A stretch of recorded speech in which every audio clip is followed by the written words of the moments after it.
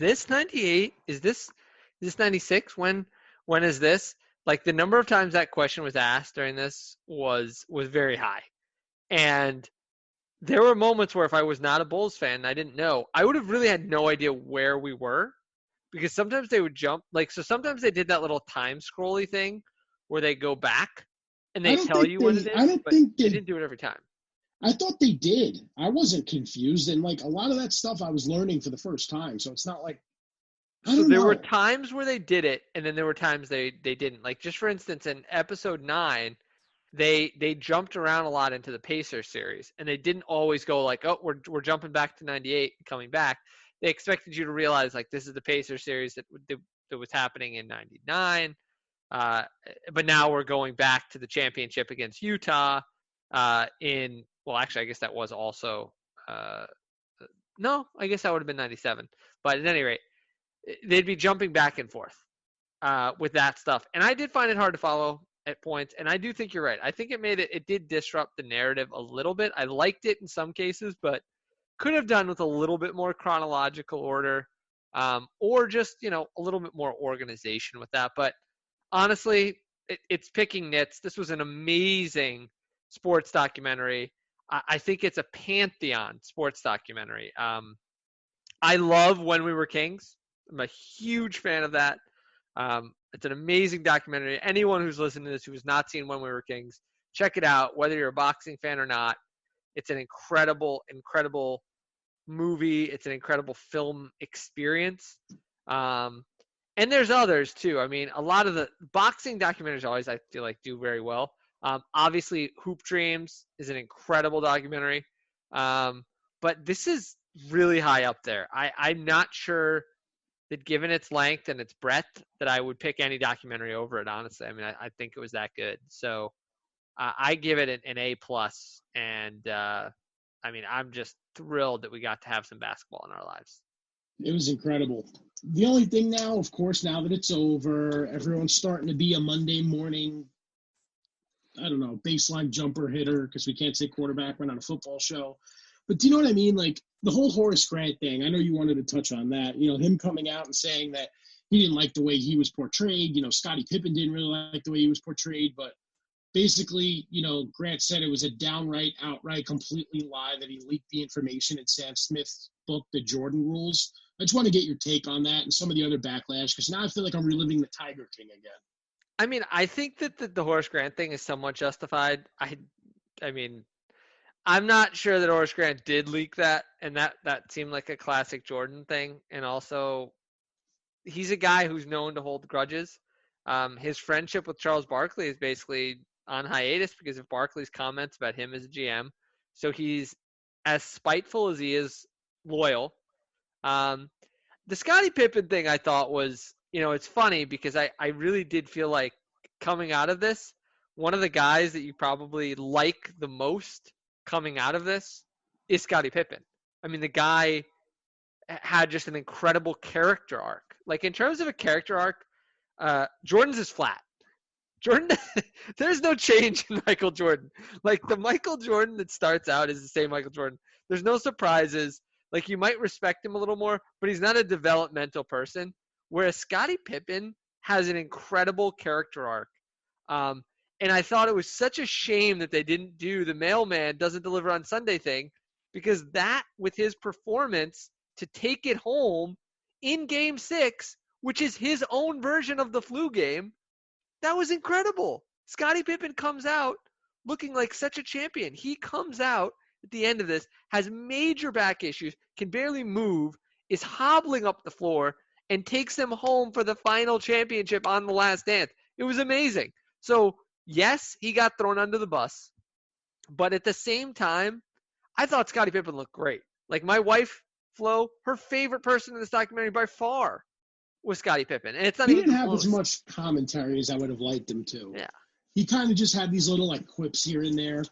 I don't know if they didn't really interview him for an overly long period of time, but I wanted to see more of Scottie, just the talent. He was a perfect compliment to Michael. And at the end of the sixth championship, when they were sitting together in the locker room and Michael just turned to Scottie, was like, man, can you believe this? Like, that was cool. Just to see it all come to an end that way. It was cool. But there's going to be some backlash. You can't please everybody. No one's going to come in and watch this documentary that was, such highly touted, and everyone's going to have rave reviews. This is what gets people talking. This is the conversation. Only thing I'll say about Horace Grant is, to this day, the guy is absolutely jacked.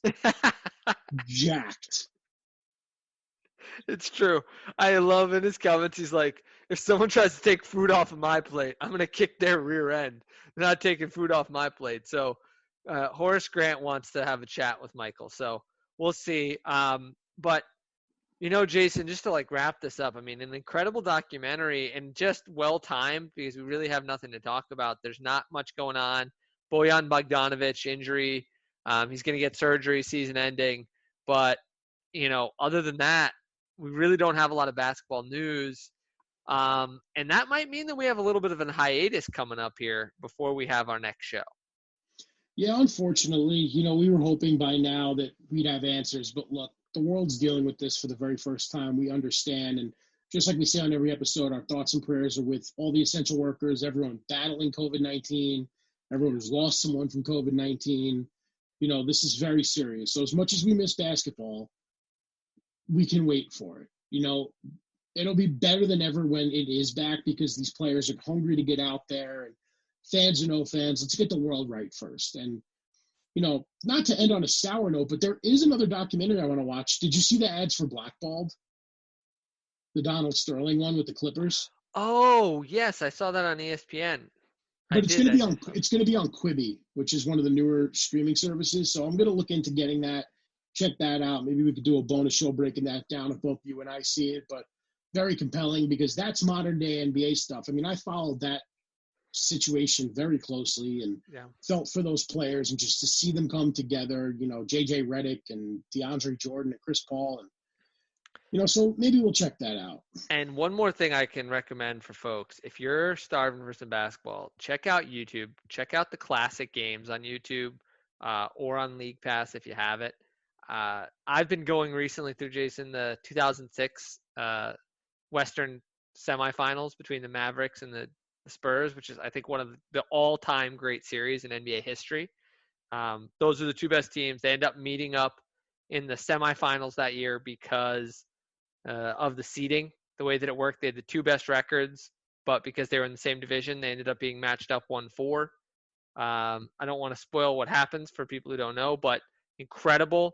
It's all available on YouTube. It's amazing to watch, and it was funny seeing this and realizing that we could have had Jordan versus Duncan, which, as much as everyone has the spiritual successor of Kobe, the guy who was the antithesis, but also in a lot of ways the successor to Jordan, ends up being Tim Duncan, who, he had, 5 rings? He could have had a handful more with how many close calls they end up having. There were a lot of years where they may have been the best team and they didn't quite make it there. So amazing to watch that. And so if you're starving for basketball, check out some of those classic games because, man, there's some great games out there. And thankfully, between League Pass, if you have it, YouTube and other places, you can watch some amazing old basketball while we're waiting for the new games to happen. But, with that, we thank you all for listening. And Jason, you have anything else for the people? Yeah, this is kind of somber, but the draft lottery was supposed to be tonight. Womp, womp, womp. Yeah, crazy. We won't even know who would have been in the lottery, or the percentages for the number one pick. It just kind of brings me back to last year with the whole Zion fiasco with the Knicks. Really puts a smile on my face. But yeah, no, we thank you guys for listening. It was kind of cool to get back in the saddle and do these Last Dance recaps. Thank ESPN and the whole production crew. I know we haven't been that nice, but we appreciate you bringing that content to us during, what's a difficult time for everybody. So we hope that you all stay very healthy and very safe. Please subscribe, rate, and review. Tell your friends about the podcast. And, we may take a hiatus. Hey, we may have a show next week. If there's news and saying, hey, the NBA's back, then we'll be back. But as of now, we're going to take a little break, and just God bless you all. And we hope for basketball soon, man. We really do. And with that, guys, we will talk to you soon. Peace.